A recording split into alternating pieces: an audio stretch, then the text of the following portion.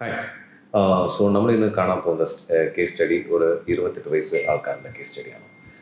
ഈ പേഷ്യൻറ്റിൽ ഇവിടെ വന്നത് അവർക്ക് മാരേജ് ആയിട്ട് 2 വർഷമായിട്ടുണ്ട്. ഈ 2 വർഷം അവർക്ക് മക്കളൊന്നും ആയിട്ടില്ല.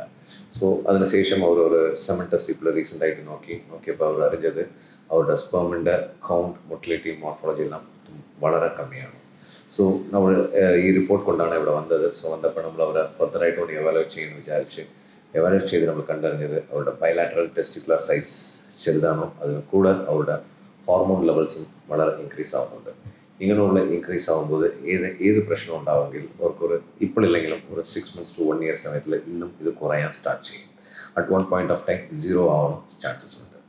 ഇതിൽ നമ്മൾ ഒരു ജുഡീഷ്യലായിട്ട് നമ്മൾ ചെയ്യുന്ന ട്രീറ്റ്മെൻറ്റ് ഫസ്റ്റ് എത്ര പെട്ടെന്ന് അവർക്കൊരു മക്കളാവുന്നോ അങ്ങനെയുള്ള ട്രീറ്റ്മെൻറ്റാണ് നമ്മൾ പ്ലാൻ ചെയ്യുന്നത്. അതിനുവേണ്ടി നമ്മൾ ഇന്ന് എന്താണ് ചെയ്യുന്നതെങ്കിൽ ഫസ്റ്റ് അവരുടെ ടെസ്റ്റിക്കുലർ സ്പേം പ്രൊഡക്ഷൻ സ്റ്റിമുലേറ്റ് ചെയ്യാൻ വേണ്ടി ഒരു ടെസ്റ്റിക്കുലർ ഇഞ്ചെക്ഷൻ, അതിൻ്റെ കൂടെ നമ്മൾ ഹോർമോണൽ മെഡിക്കേഷനാണ് പ്ലാൻ ചെയ്യുന്നത്. ഇതിൽ നമ്മൾ എന്താണ് വിചാരിക്കുമെങ്കിൽ ഒരു നല്ല ഇമ്പ്രൂവ്മെൻറ്റ് വന്നതെങ്കിൽ ഇപ്പോഴുള്ള സിറ്റുവേഷനിൽ അവർക്ക് IVF തന്നെ ഒറ്റ ഓപ്ഷൻ. ബട്ട് അതിലും സക്സസ് റേറ്റും നമ്മൾ അത്ര ക്ലിയർ ആയിട്ട് പറയാൻ പറ്റാതെ അവരുടെ മോർഫോളജി 0 ആണ്. ഇപ്പോഴുള്ള സിറ്റുവേഷനിൽ ഇങ്ങനെ കുറച്ച് ഇമ്പ്രൂവ്മെൻറ്റ് വന്നെങ്കിൽ നമ്മൾ ഇമ്മീഡിയറ്റ് ആയിട്ട് ഒരു 2 to 3 cycles IUI പ്ലാൻ ചെയ്യും. അങ്ങനെ പ്ലാൻ ചെയ്ത് അവർക്ക് കിട്ടിയെങ്കിലും എല്ലാം ഗുഡ്.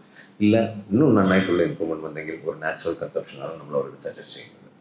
ബട്ട് ഇല്ല കുറച്ച് ഇമ്പ്രൂവ്മെൻറ്റ് വന്ന് മോർഫോളജി 1% അങ്ങനെ കിട്ടിയിട്ടുണ്ട്. ബട്ട് കൗണ്ട് IUI ചെയ്യുന്ന രീതിയിലുള്ള ഇമ്പ്രൂവ്മെൻറ്റ് കിട്ടിയില്ലെങ്കിൽ we suggest them to go for IVF. Because എത്ര പെട്ടെന്ന് അവർക്ക് മക്കൾ കിട്ടുന്നു, that level it is good. we hope to get the best for it. Thank you.